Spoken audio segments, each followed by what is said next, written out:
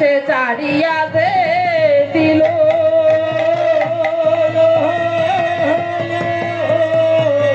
ওরে পূর্ব দেশে রাজার মতো পশ্চিম দেশে রাজাকেও ওরে নিধন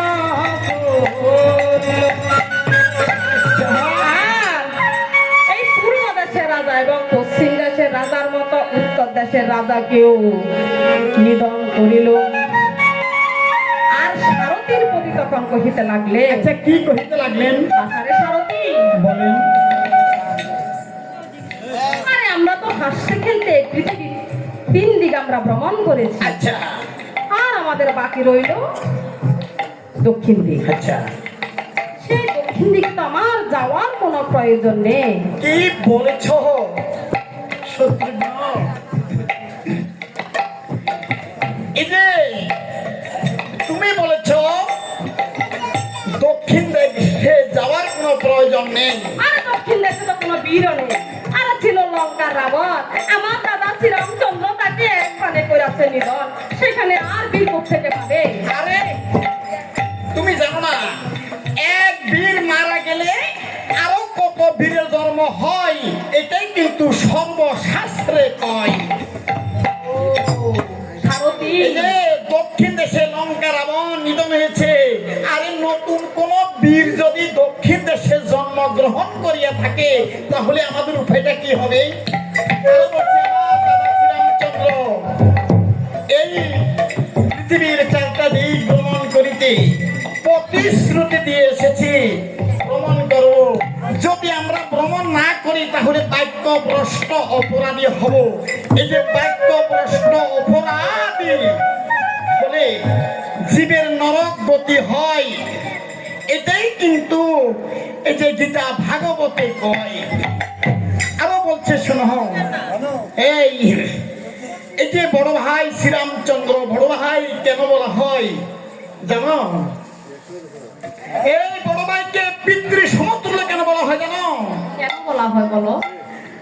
আরে বড় ভাইকে পিতৃ সমতুল্য বলা হয় যে বড় ভাই ছোট ভাই বোনকে কোলে পিঠে করে মা বাবার মতো যত্ন করে মানুষ করে, এই কারণে বড় ভাইকে পিতৃ সমতুল্য বলে।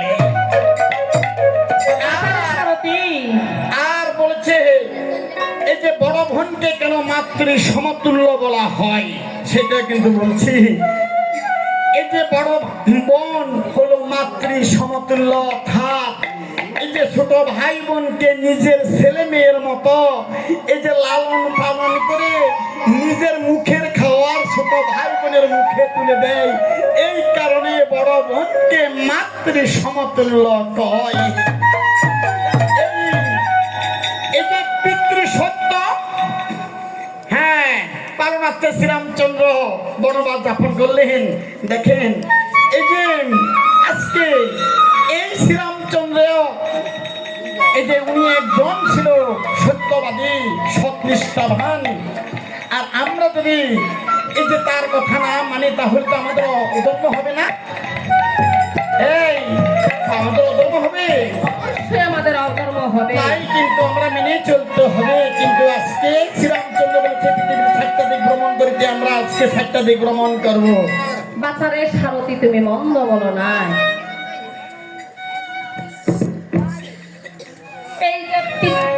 এই যে জ্যেষ্ঠ দাতা শ্রীরামচন্দ্র, দেখেন রামায়ণ একটা কি গ্রন্থ, ভাগবত একটা গ্রন্থ। যদি আমরা একটু একটু করে যদি আমরা অনুশীলন করি তাহলে কিছু না কিছু জানতে পারবো। এই আমাদের কলিযুগ, এই যে আমাদের অল্প বুদ্ধি, অল্প আয়ু, আমরা এই অনেক কষ্টের বিনিময়ে আমাদের এই 84 লক্ষ জনম পার করে আমরা এই মানব জন্ম পেয়েছি। এই মানব জন্ম অত্যন্ত দুর্লভ জন্ম। যদি আমরা এই যে একটু একটু যদি আমরা গ্রহণ করে থাকি গীতা, ভাগবত, মহাভারত, এই যে আমাদের সনাতন ধর্মের অনেক গ্রন্থ আছে।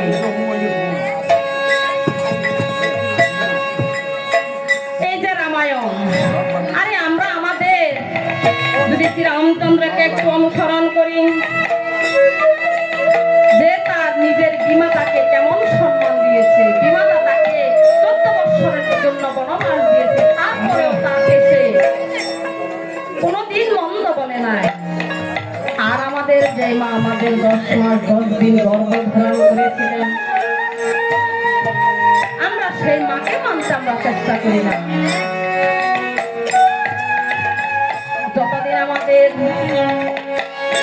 আমরা যতদিন মায়ের কোলে ছোট ছিলাম, ততদিন আমাদের মা বাবার প্রয়োজন ছিল। আর আমরা যখন বড় হয়ে গেছি, একটু নিজের মতো বুঝার বয়স হয়ে গেছে, তখন আর বাবা মার প্রয়োজন নাই, বাবা মার আর প্রয়োজন নাই। আমরা নিজের মতো নিজে চলে থাকি, আমরা নিজের মতো নিজে এই যে চলাফেরা করি। যদি আপনি দেখেন মা সীতা, শ্রীরামচন্দ্র তাকে বারবার বলে দিয়েছিল, তারপর সে তার স্বামীর প্রতি এক বিন্দু পর্যন্ত সে ভক্তি স্তুতি সে কমা রাখেনি। আর আমাদেরকে এখনো আছে অনেক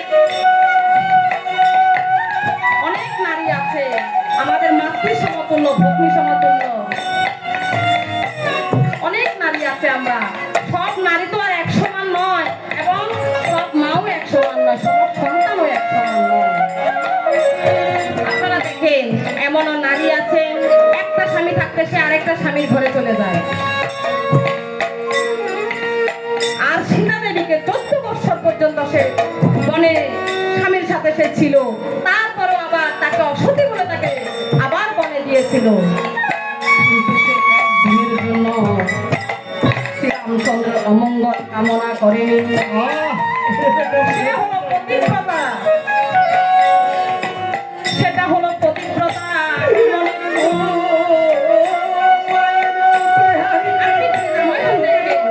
শ্রীরামচন্দ্র তার বিমাতার প্রতি কেমন কর্তব্য করেছে এবং পিতার প্রতি সে কেমন কর্তব্য করেছে, যদি একটু দেখেন তাহলে মনে হয় সবাই সবার কর্তব্য থেকে একটু পালন করতে পারবে। আমি যদি কারো মনে কষ্ট দিয়েও থাকি, আমাকে অনুগ্রহ করে নিজের ভুল ক্ষমা করবে।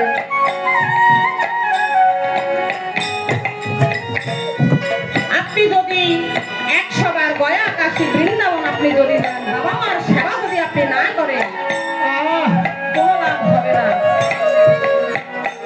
আপনার এই গয়া কাশী বৃন্দাবন আপনার এইখানে, স্বর্গ নরক আপনার এখানে। তাই আমি একদিন একটা ছোট্ট গান করিয়েছি, সর্বদেবতা করে যতই যাত্রা মন্দির মসজিদ, যতই করো গঙ্গা স্নান, বাবা মাকে না বাসিলে ভালো হয় না ভগবান। বাবা মাকে না বাসিলে ভালো হয় না।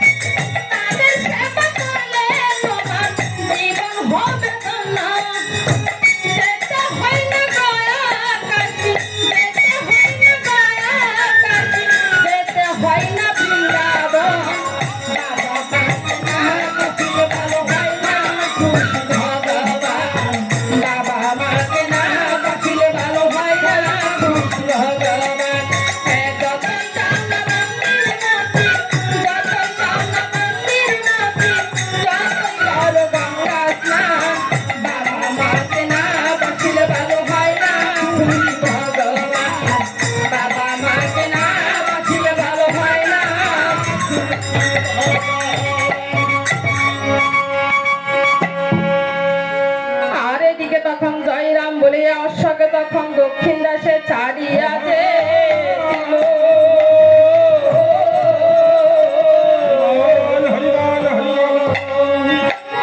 ওরে প্রণীতে প্রণীতে অশ্ব ও দক্ষিণ দেশে গিয়ে উপনীত হইল।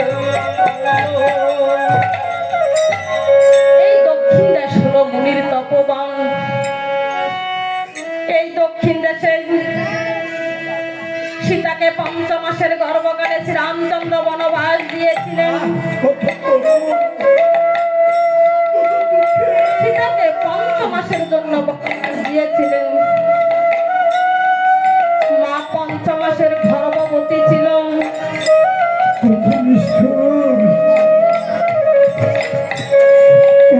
আর এদিকে সেখানে মা এই বনের মধ্যে মা অজর নয়নে মা কাঁদতেছেন। এই বনে ধরে আমার কেহ নেই। আমি জানি না আমাকে শ্রীরামচন্দ্র কোন অপরাধে আমাকে এই বনে দিয়েছে। আজ সীতা দেবী এই বনের মধ্যে কাঁদতে লাগলেন। সীতা দেবী বনের মধ্যে কাঁদতে লাগলেন, আমি কোথায় যাব? আমি কার কাছে যাব এই বনের মধ্যে? এই মা কাঁদতেছে এই বনের মধ্যে। মা কার কাছে যাবে? মায়ের তো যাওয়ার মতো কোনো জায়গা নেই।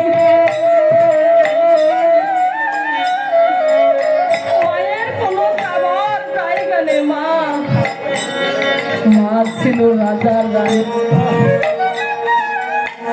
মা তো ছিল রাজ। আজ এই ভাগ্যের নির্মম কি পরিহাস। আজ মার থাকার মতো এক বিন্দু জায়গা নেই মার।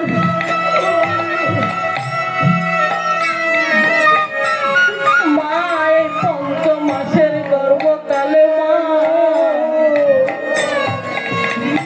মা বনের মধ্যে কাঁদতে লাগলেন। কোথায় আমার পিতা? কোথায় আমার মাতা?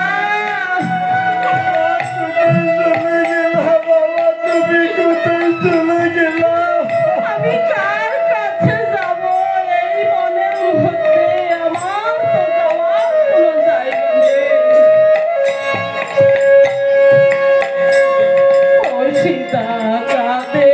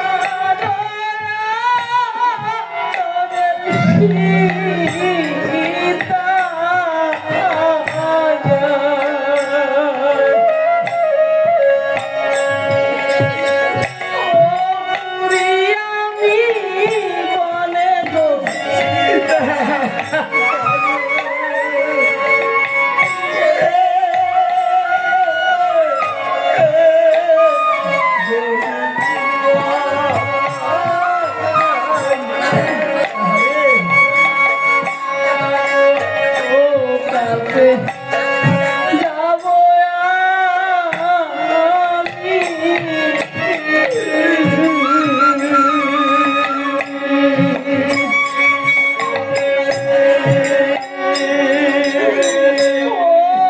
আমার কেহ নায়ক চিন্তা